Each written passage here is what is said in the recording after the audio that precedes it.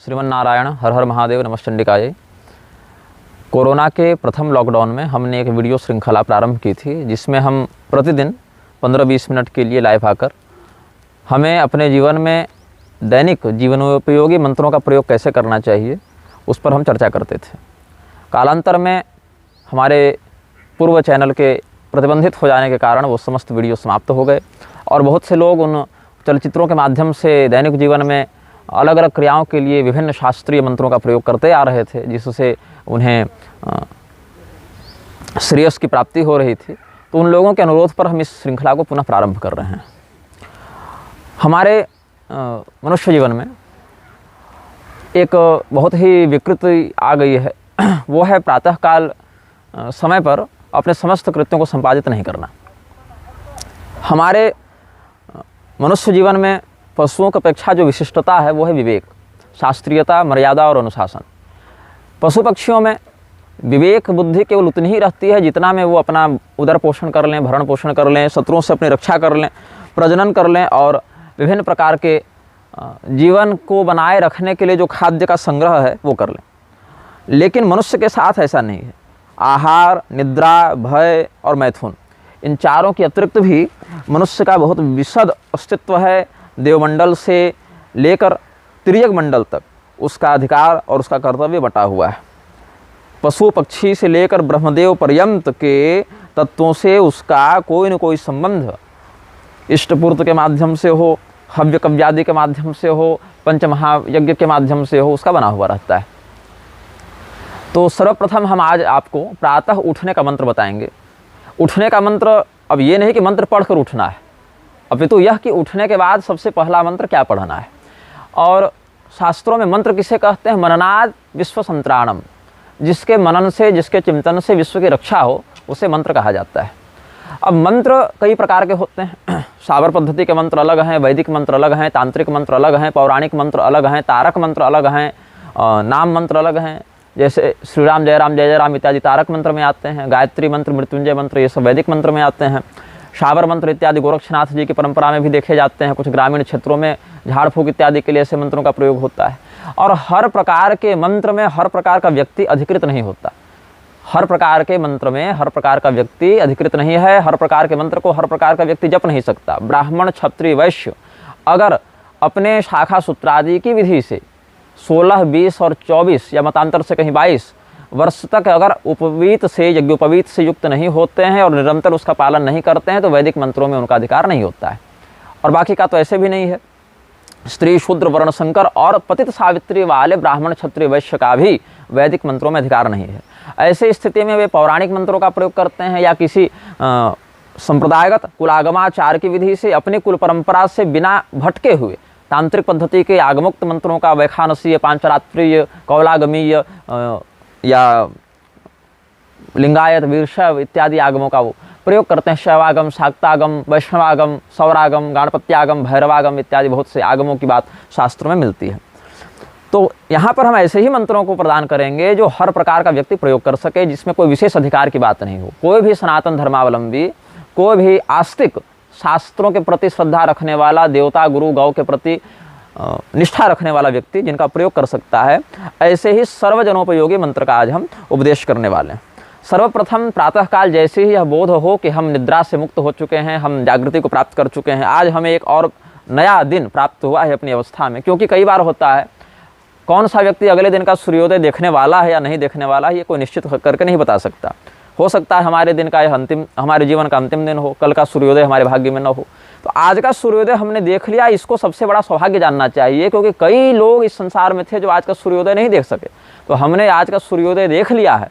इस बात से भगवान को धन्यवाद देते हुए यह प्रयास करना चाहिए कि आज से पहले के दिनों में जो भी हम कर चुके, अब वो तो वापस बदल नहीं सकते, लेकिन कम से कम आज का दिन हमारा सार्थक हो, धर्म के अनुसार, हमारे वर्णाश्रम के अनुसार, हमारे परंपरा के अनुसार वह सार्थक हो, ऐसा चिंतन करना चाहिए। अब जब यह ज्ञात हो व्यक्ति को कि हमारी निद्रा विमुक्ति हो गई है, हम जग चुके हैं, तो सर्वसामान्य मंत्र जो है वह मैं बताता हूँ, जिस मंत्र को मैं लिखित रूप से हिंदी अनुवाद के साथ इस वीडियो के, इस चलचित्र के विवरण में, डिस्क्रिप्शन में भी दे दूंगा। उत्तिष्ठोत्तिष्ठ गोविंद, उत्तिष्ठ जगतः पते, त्वयि सुप्ते जगत सुप्तम उत्थिते चोत्थितम जगत। इसमें कई बार पाठ भेद भी मिलता है, क्योंकि ये सब कोई निश्चित मंत्र नहीं है कि यही होगा, इसमें एक अक्षर फेरबदल नहीं हो सकता। ये सब लौकिक मंत्र होते हैं जिनमें संप्रदाय के आधार पर, इष्ट के आधार पर कुछ शब्द बदल भी सकते हैं। जैसे उत्तिष्ठोत्तिष्ठ गोविंद, उत्तिष्ठ गरुड़ध्वज तो भी पढ़ सकते हैं आप। हमने कहा पहले जगतः पते कि हे संपूर्ण संसार के स्वामी आप उठ जाएं, हे गरुड़ध्वज भगवान आप उठ जाएं। या अपने अपने इष्ट के आधार पर कोई व्यक्ति अगर भगवान शिव का बहुत भक्त है और वह चाहता है कि हम पहले भगवान शिव का स्मरण करते हुए उठें, तो उसमें यह कह सकते हैं उत्तिष्ठोत्तिष्ठ भूतेश उत्तिष्ठ गिरिजापते त्वयि सुप्ते जगत सुप्तम उत्थिते चोत्थितम जगत। कि हे भगवान, हे गिरिजापति, या जिसको भगवान नारायण में निष्ठा है, हे भगवान नारायण आप उठ जाएं, आप जग जाएं। आप के उठने से संसार उठता है, आपके सोए रहने पर संसार सोया रहता है, इसीलिए संसार को जगाने के लिए आपका जगना आवश्यक है। ये भाव व्यक्त करना चाहिए, क्योंकि हृदय में जो परमात्मा हैं वही संपूर्ण संसार में भी व्याप्त हैं। यत् पिंडे तद ब्रह्मांडे, ऐसा भी आचार्यगण बताते हैं। संसार में जो परमात्मा व्याप्त है वही परमात्मा हमारे हृदय में भी व्याप्त है। चेतना शक्ति के रूप में उनका हम अनुभव करते हैं, और ऐसे परमात्मा को उद्बोधित कराने का यह मंत्र है। अलग अलग इष्ट वाले अलग अलग प्रयोग कर सकते हैं। जैसे कि जो भगवती दुर्गा के उपासक हैं, उत्तिष्ठोत्तिष्ठ देवेषु उत्तिष्ठ हे महिषांतके त्वयि सुप्ते जगत सुप्तम उत्थिते चोत्थितम जगत। भगवान सूर्य के लिए उत्तिष्ठोत्तिष्ठ मार्तंड दीप्तांशो तिमिरांतक त्वयि सुप्ते जगत सुप्तम उत्थिते चोत्थितम जगत। कोई नाथ संप्रदाय का हो, गोरक्षनाथ इत्यादि का अनुयायी हो, वो भी कर सकता है उत्तिष्ठ नाथादि मीन गोरक्ष विग्रह त्वयि सुप्ते जगत सुप्तम उत्थिते चोत्थितम जगत। कोई व्यक्ति भगवान गणेश का अनुयायी हो, भगवान गणपति का ध्यान करके मंगल कामना करना चाहता हो, तो उत्तिष्ठ लंबोदर दीर्घ कर्णय कदम्त सिद्धि प्रदचाग्र पूज्य आखुस्थितोत्तिष्ठ महागणेश त्वया बिना विश्वमिदं प्रसुप्तम।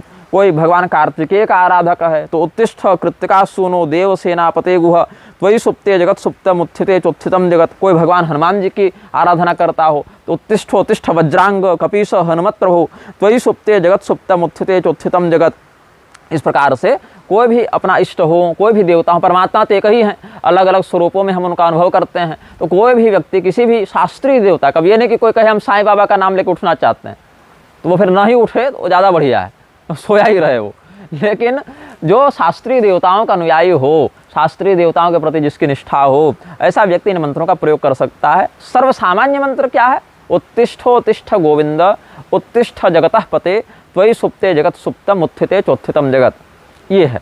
तो इस मंत्र को हम लिख देंगे, और बाकी देवताओं के जो मंत्र हमने अभी आपको उदाहरण के स्वरूप में बताए, हमारी पुस्तक है धुरंधर संहिता, जिसको आप अमेजन फ्लिपकार्ट से खरीद सकते हैं। पैसा न हो तो कोई दिक्कत की बात नहीं, आप इसकी निःशुल्क PDF डाउनलोड कर सकते हैं। धुरंधर संहिता की PDF निःशुल्क उपलब्ध है, ऑनलाइन गूगल बुक्स पर उपलब्ध है, और वहाँ से आप इन श्लोकों को प्राप्त भी कर सकते हैं इनके हिंदी अनुवाद के साथ। धुरंधर संहिता के 7वें पटल में, 7वें अध्याय में, 7वें पटल में ये सारे मंत्र आपको प्राप्त हो जाएंगे। कहने का भाव यह है कि भगवान के चिंतन से हमारा संपूर्ण दिनचर्या नियंत्रित हो, व्यतीत हो भगवान के मंगलमय नामों के स्मरण के साथ। और इसमें एक बात मैं और जोड़ देता हूँ, जो कि मैंने पिछली वीडियो श्रृंखला में नहीं बताई थी, वो ये है कि आनंद रामायण का एक मत है कि कम से कम प्रत्येक व्यक्ति को सुबह उठकर प्रातःकाल श्री राम जय जय राम का 21 बार तो कीर्तन करना ही चाहिए। अगर और कुछ न कर सके, ऐसे तो प्रातःकाल स्मरण करने के लिए जिन भी देवताओं का, महापुरुषों का, ऋषि महर्षियों का, तीर्थों का नाम बताया गया है, वो तो और भी बहुत विस्तृत है। कहीं कहीं सुप्रभात स्तोत्र आदि का भी अपनी अपनी परंपरा में पाठ होता है, गान होता है। लेकिन जिन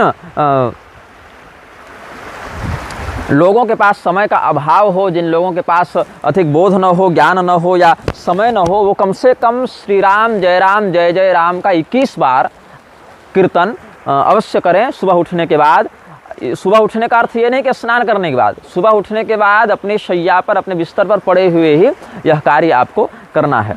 तो इस मंत्र को हमने आज प्रदान किया है। बहुत से लोग पहले इन वीडियो इत्यादि के माध्यम से इन मंत्रों का प्रयोग किया करते थे। आगे भी हम आशा करते हैं कि वे लोग ऐसे सद्भाव का आचरण करते रहेंगे, सदाचरण करते रहेंगे। और जो लोग इस वीडियो को पहली बार देख रहे हैं, वो भी धीरे धीरे अपने जीवन में इन प्रकार के सदाचरण को प्रयुक्त करें, इनको लाएं और शास्त्रीय विधि से अपने जीवन को व्यतीत करें। ऐसी हम मंगल कामना करते हैं। श्रीमन नारायण, हर हर महादेव, नमः चंडिकायै।